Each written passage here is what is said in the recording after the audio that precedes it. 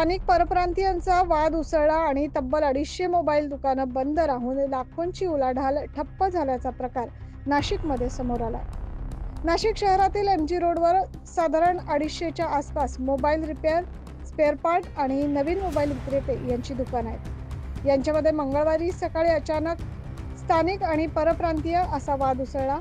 हा वाद विकोपाला गेला नाही. विक्रेत्यांनी आपापली दुकानं बंद ठेवत निषेध नोंदवला. यामुळे मोबाईल मार्केट दिवसभर बंद होते. त्यामुळे दिवसभरात तब्बल 30 लाख रुपयांची उलाढाल ठप्प झाल्याचं तेथील व्यापाऱ्यांनी सांगितलं.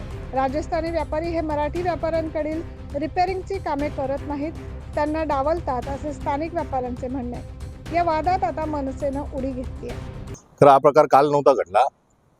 साधारणतः 2-3 दिवसांपूर्वी काही परप्रांतीय व्यापाऱ्यांकडनं MG रोडचं जे आपले मराठी व्यापारी त्यांना त्रास देण्यात आला होता. त्यांना वेगळ्या प्रकारच्या धमक्या देण्यात गेल्या होत्या की इथं आम्ही अशा प्रकारचं तुम्हाला धंदे करू देणार नाही किंवा काही.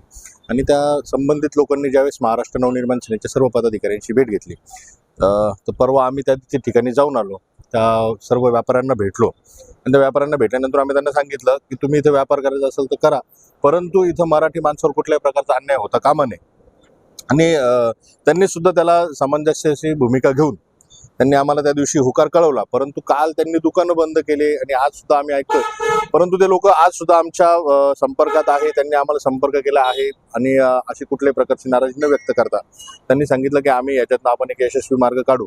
महाराष्ट्र नवनिर्माण सेनेची भूमिकाच विचाराल तर महाराष्ट्र नवनिर्माण सेनेची भूमिका नेहमीच ही मराठी माणसाच्या हितासाठी राहिलेली आहे. आणि निश्चित येणाऱ्या काळामध्ये मराठी माणसाला कुठल्याही प्रकारचा त्रास झाला तर महाराष्ट्र नवनिर्माण सेनेच्या पद्धतीने एक मोठं आंदोलन उभं करेल.